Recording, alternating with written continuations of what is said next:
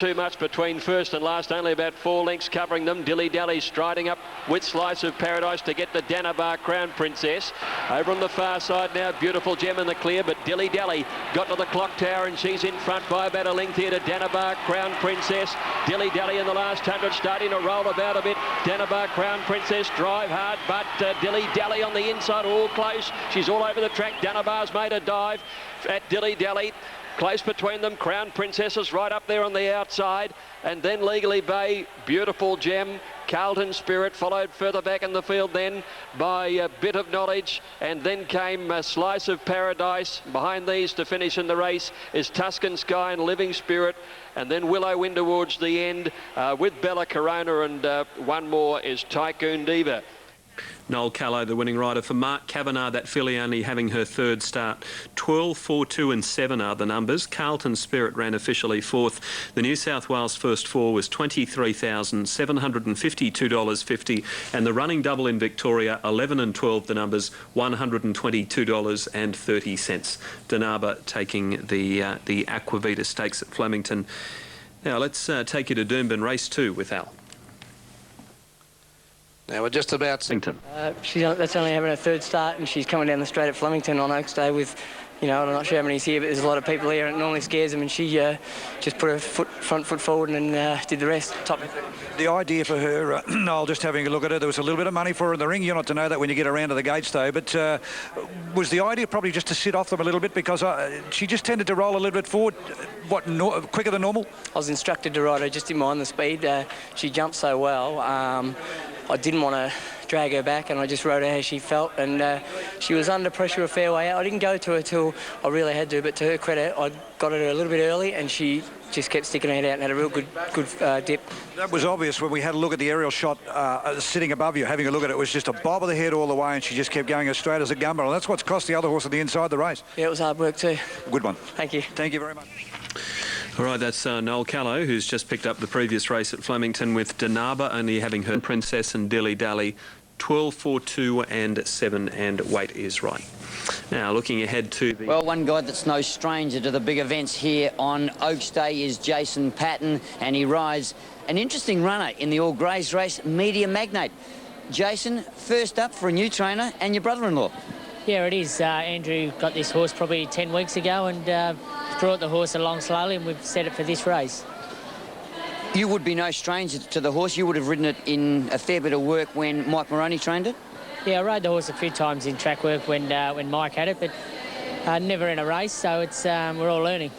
You've drawn in 3 today. There does look to be a fair bit of speed. Where do you anticipate posing up? Yeah, well, it's worked out pretty well because there's a lot of speed out wide, so hopefully they'll sort of push along, and they're running quick today, so hopefully I'll be in the first 6, but just off them and have the last crack at them. In my research into the horse, Jason, I've noticed him pull a little bit in transit on a few occasions. Yeah, he has. He had no luck last time in when Greg Childs rode him at Werribee. That was a city meeting. But hopefully he's been living out of a paddock now. He's always been in a stable environment with, in small boxes. So he's out in a paddock and he seems to enjoy it. Yeah, gets out of the hustle and the bustle of the big city. Yeah, exactly. All right, good luck. We wish you well, because Andrew Payne would love to see him have a winner here today. Thanks a lot, Al. There he is, Jason Patton, and he rides the very talented Media Magnate, having its first start for its new trainer, Andrew Payne. All right, Alf, thank you. Now, we've got all of the replacements at Flemington for Jim Cassidy. Dubai Pearl is Stephen Baster. Race 6, number 12, is Stephen Baster replacing Jim Cassidy. And Stephen has also picked up the ride on Boy Blue in the last race. Race 9, number 11, is now Stephen Baster. So you've got all the riders there replacing... You fancy it, though. You're getting a bit of value on the tote. Media Magnate's been a drifter. It is unders the tote at the moment at $5.40. King Robden at $6.30 on the tote is near enough. They have supported it on track. Number 4, good supports, firmed in a couple of points. Ballistic Miss for Wendy Kelly. She's back on track today, Wendy, and that's great after an incident at the trials at Cranbourne last Friday. It has drifted out on track. Shadow Maker in and out on track, near enough the mark at $4.70. Let's look at that second page of the tote odds there. and any movements on track. No, not at this stage. So the best horse supported here, as I speak, King of Soul has had some support, and that other one was King Robden. Now, we're going to creep up here. I know you can't see us, but just imagine us, because we're creeping up on Tony McAvoy and Ron Dufficy, who own Mr. Guilo. Now, Tony, you were a little bit reluctant earlier. We're mozzing you. So do I go to Ron? I'd like Ron to be riding this horse for me, and he said if I'd give him another week's notice, he'd have been all right.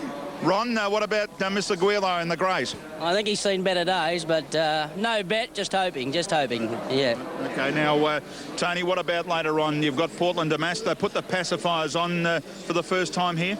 Yeah, we've changed some gear, Andrew. She hasn't really been racing like a stayer. She's got a fabulous pedigree, and her form's pretty good, really, but we need her to switch off and relax, and we're going to ride her more conservative today, and hopefully she can get into a rhythm and run the trip. And then in race 8, you've got Zab Express and Lightning Strike. Yeah, look, their chances. They need to both lift on their form. Zab Express ran brilliant here at the track and distance 2 starts ago. Caulfield was disappointing in the blinkers, and Lightning Strike's been in great form in Adelaide, so I think they can run well. I hope I haven't mozzed you, mate. If we don't get one home for you for the rest of the day, I won't interview. I promise you on Saturday. Thanks very much, Thanks, Andrew. Tony. Thanks, Ron. We wish them all the best here with Mr. Guilo in this race coming up. Looking back at what's happening 3 minutes away, King of Soul, as I mentioned, eased out, but just in the last call coming in, it's been firmed in. It's still under the tote at $3.90, but at least there's been support for it on track. King Robden was the other one that has tightened up on track. You're getting near the mark now. 6.20, it's pretty close to what they're betting. Looking here, Shadow Maker, near enough the tote at $4.80. It eased out initially, and then support come for it on track, and the rest of them have been a touch easy here. So that's the tail for race 5. Just repeating that earlier news, Kempinski off for an operation tomorrow on one of its fetlocks, having a small chip removed that it suffered in the Derby last Saturday. Natural Blitz at this stage not running Saturday, and there's every chance that we won't see Natural Blitz again this spring. Doug Harrison's been dogged by wet tracks, and he'll decide over the weekend. A lot of horses running on the weekend that may get invitations to Hong Kong, and Doug just keen just to wait and see what happens in those races on the weekend. So no Natural Blitz at this stage expected through the rest of the spring. And Matt, you can pick up news anywhere you go. Someone told me a little while ago the Miracle Mile on November 28, the Falcon Strike and Double Identity copped the first invitations today. So 2 horses already invited to the Miracle Mile, the Falcon Strike and Double Identity. How are you going, Elf? I'm struggling a little bit. I'm just trying to consider. Impressive when he last had a run at this trip, beating Cognito. I think Cognito's won 3 since then. Tributary goes up into the gates now, and Misty Sky, the bolter of the field, is ready. We've got 3 to move in. Previous taken out by Danabar. A lucky win, really, because Dilly Dally was holding her at bay until she ran off the track in the last 100 metres. It was 12-4 and 2 in that race. Noel Caddo picking up a winning ride over the carnival. Due Dusk to move up, and also on the menu, and we'll have them right to go. $3.90. King of Soul is the favourite. Damien Oliver's ride, trained by Tony Wildman, who's had a good spring carnival. He has 2 in the Crown Oaks. Now Due Dusk going up takes the outside stall. They're ready. The Greys are set, and they're away. And at the start, King of Soul didn't jump at all well and settles towards the end. And as they jump into stride now, and finding the lead is Chasseresse soon after the start at the 1200 metres. Chasseresse, or with a riderless one going out in front too. And that's Like a Waratah, Strone the rider at the start. So now Due Dusk strides to the front, and at the 1000 metres leads by 2 lengths. Chasseresse in second placing. And they're followed by Tributary over on the outside in third as they came up the side. Back behind those horses then is King of Robden making some ground around the outside. King of Soul's just ahead of it. and also Misty Sky on the rail. They're being followed as they come towards the turn then by Mr. Guelo, and well back as Shadowmaker as they swing around the home turn. On the menus towards the tail end of the field now. They're coming around the home turn, and Judusk is the leader. He comes out towards the middle, leading Chasseresque and Tributary. On the outside, King of Soul, and King Robden is very wide out. Mr. Guelo's putting in a run. Judusk inside the 400 metres with Tributary coming at it, and Shadowmaker's come from well back. He's coming with a big run now. Shadowmaker, he sprints up and goes to Judusk. Then Chasseresque and Mr. Guelo, and further back is King of Soul. But Shadowmaker well clear at the 100 metre mark, opening up 2 or 3 to Mr. Guelo, Chasseresque, and Shadowmaker wins it by 2.5 lengths. Chasseresque is second, Mr. Guelo third, Judusk 4, and just behind those horses to finish them was King of Soul, King Robden, and further back in the field then was Media Magnate being trailed in behind those horses by Tributary, and towards the end was On the Menu, Misty Sky, and Ballistic Miss, one of the last in.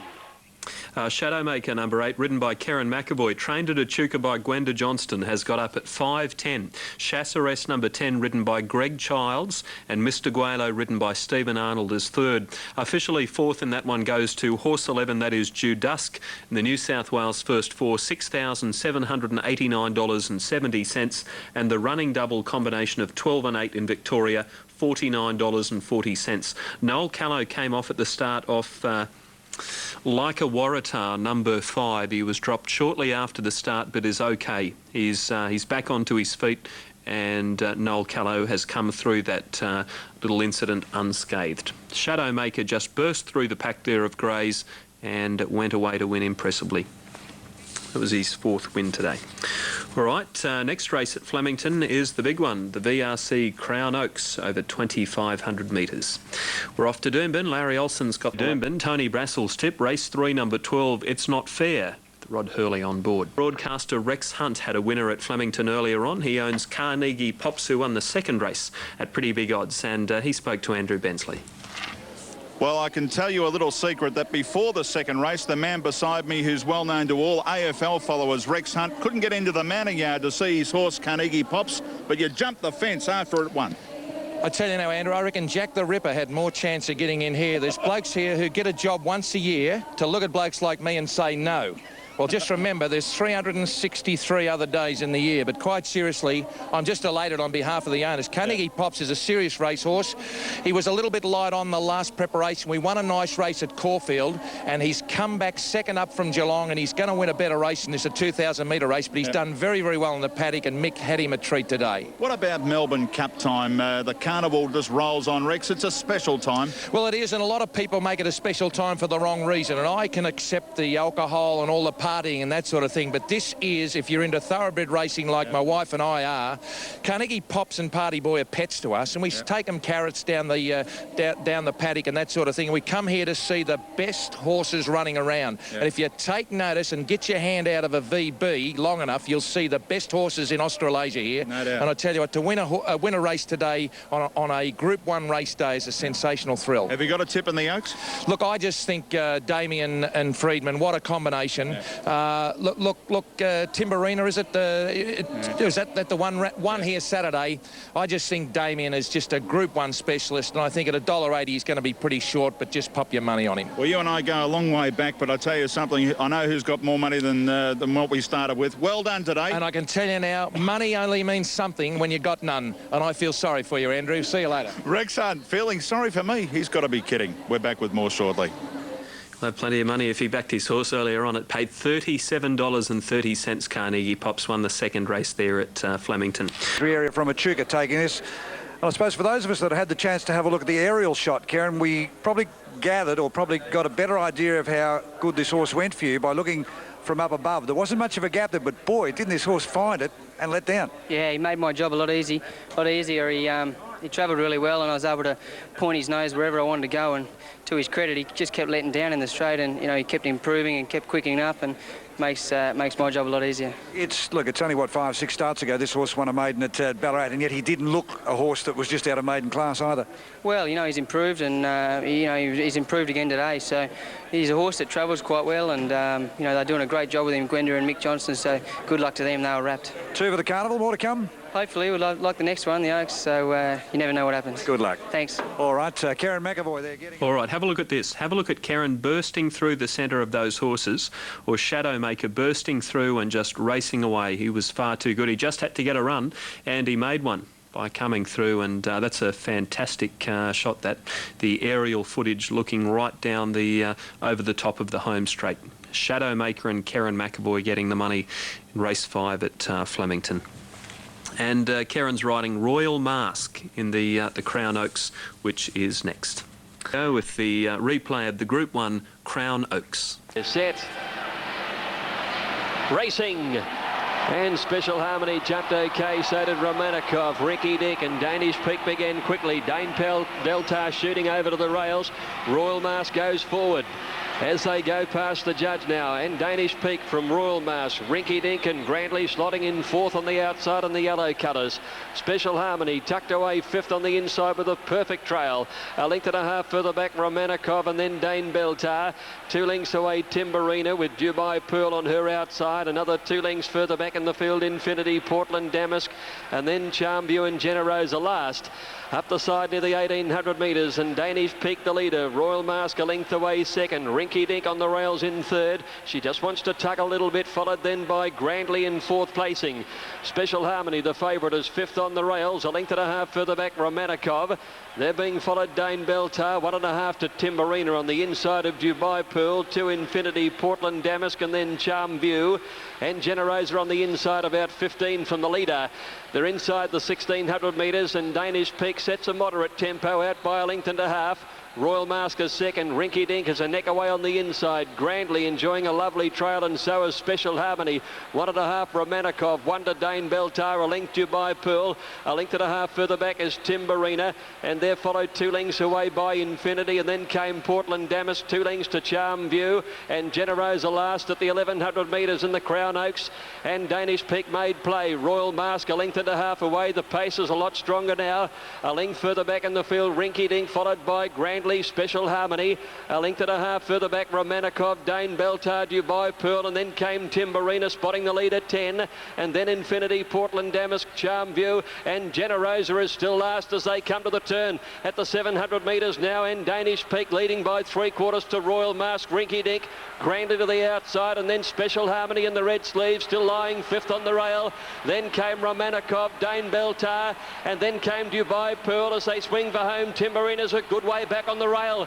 Danish Peak at big odds cornered in front of Royal Mask. Ricky Dick trying for a run. Grantley with a run on the outside. Dane Beltar pocketing Special Harmony. Awesome heavy bumping going on there, but Ollie's got the favourite in the clear. Grantley the leader at the 250. Special Harmony now Stokes up, and the favourite dashes to the lead in the Oaks. Dane Beltar running on, and Timberina down the outside, but Special Harmony opening up for Damien Oliver, and the favourite Special Harmony bolted in. Dane Beltar 3 lengths away second, Grantley third, Timberina ahead away 4th, and then came Generosa, who's come from last, and then Rinky Dink. Back behind those to finish Royal Mask and Infinity, Danish Peak, Romanikov, Dubai Pearl, Portland Damask, and Charmview last in the Crown Oaks. They're set at Doomben.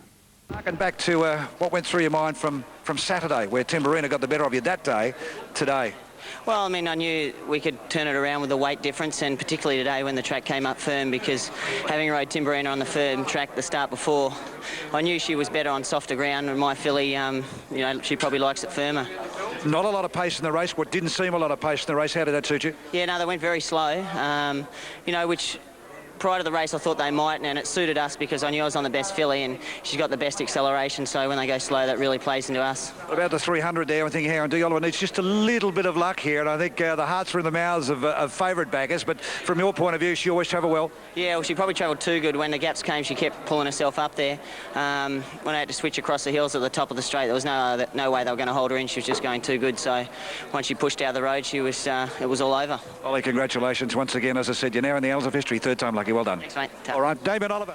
Derby for Damien on Saturday, Oaks today, and Special Harmony getting up for Lee Freedman and Damien over Dane Beltar and Timberina. 4th in the race went to number 11 Grantley. The New South Wales first four was 453.10.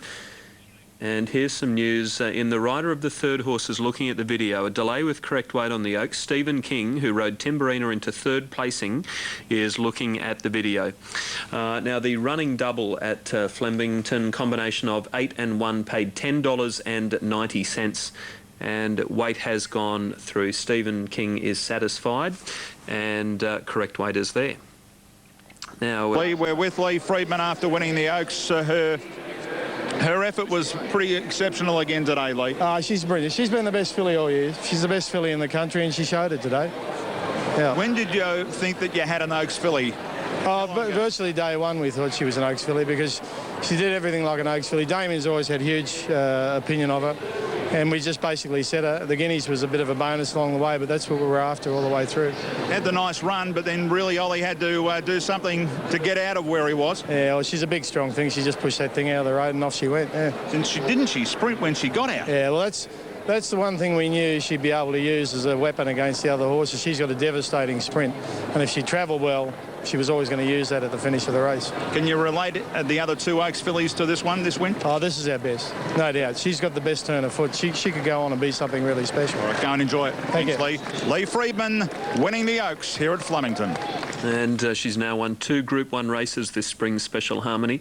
The Group 1000 Guineas at Caulfield in very, very easy style. She won that one by a couple of lengths, and now she's picked up the main one for the fillies, the Crown Oaks.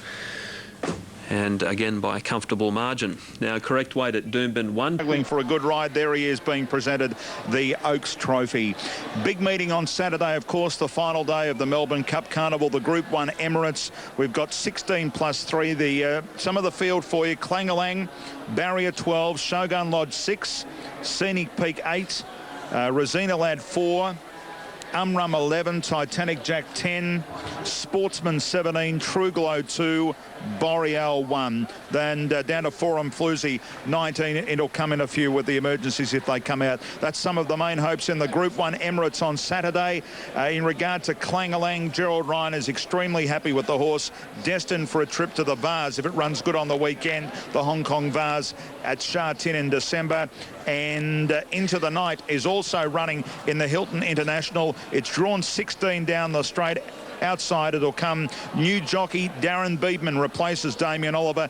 They're just thinking that maybe the horse has got used to Damien, so D. Beedman steps aboard. He's ridden the horse 4 times for 4 wins, and Into the Night is also destined for the big international meeting for the sprint race that Felvalon has performed so well in the past. A couple of snippets there. We'll be back with more shortly. Race 7, the sprint. At this moment, the favourite Thorn Park just ahead of Spinning Hill on track. All right, Andrew, thank you.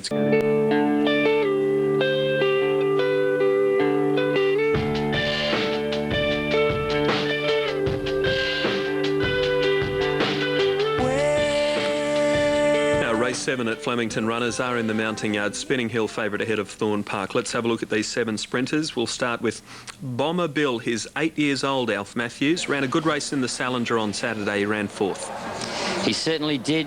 Absolute credit to his trainer. He looks great. He's an absolute marvel and still continues to look very well.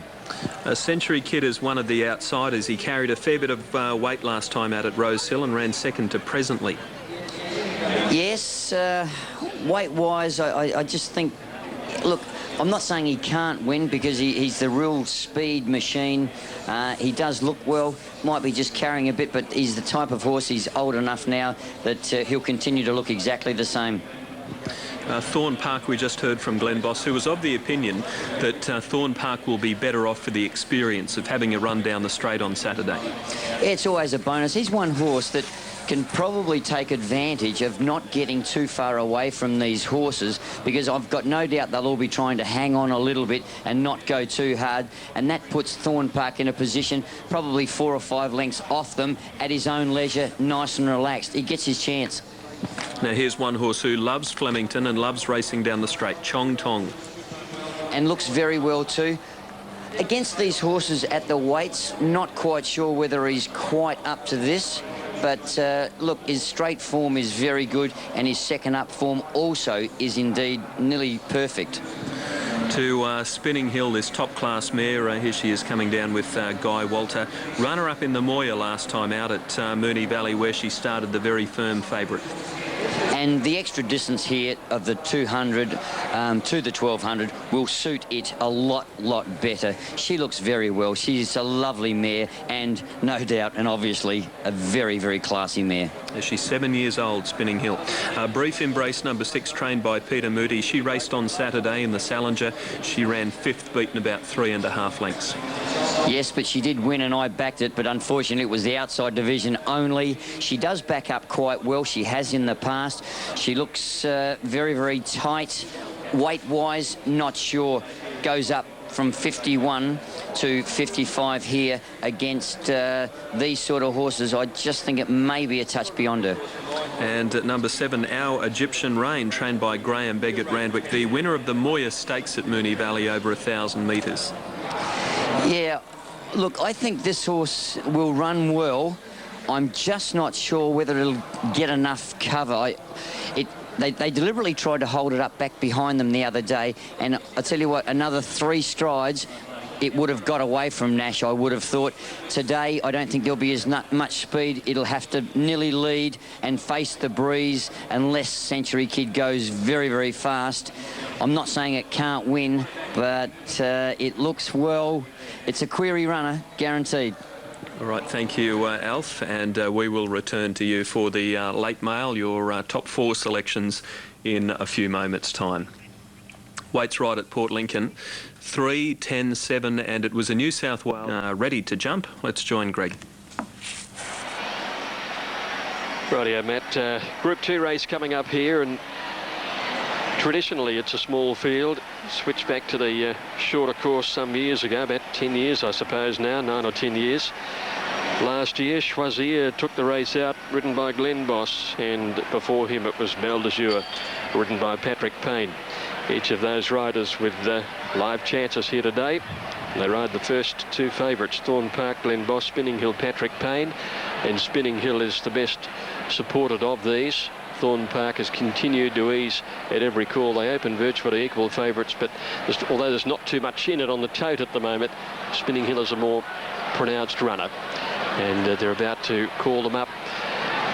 Third elect would rest with Our Egyptian Rain, the Schweppes winner, the old Moya Stakes, and it's either the Salinger or the Moya that's provided this winner in the majority of recent years. That's whether most of them would come. Either of those 2 races, the last, I think, 4 years, the winner has come through the Saturday meeting here, 3 of which were runners from the Salinger. Choisir, of course, won the 3-year-old on the Derby, I think, the L'Oreal plate. A good field, a select small group of sprinters in this race this year. Damien Oliver's picked up the mount on Century Kid. This is a race he's yet to win. Brief Embrace, the mare, Kieran McAvoy, ran 5th in the Salinger, but came down the grandstand rail, and I think was the first one home out there on Saturday. She's a good sprinter. It's a terrific field. Can Thorn Park put his Melbourne form behind him? He failed here on Saturday, but that was on a slow track, which he doesn't handle. He'd proved that before in Sydney when he failed in the Doncaster. Spinning Hill, 4th in this race last year. She ran as favourite last year, and it was the only time she'd been unplaced in her last 13 starts. The punters are forgiving her and have backed her into favouritism again. She just needs the firm surface, which she has here today. They're being called in. Now Egyptian Rain has got into gate number 1. Just the 7 runners, but a high quality field. Century Kid takes up the 2 stall. Chong Chong, an experienced straight track horse,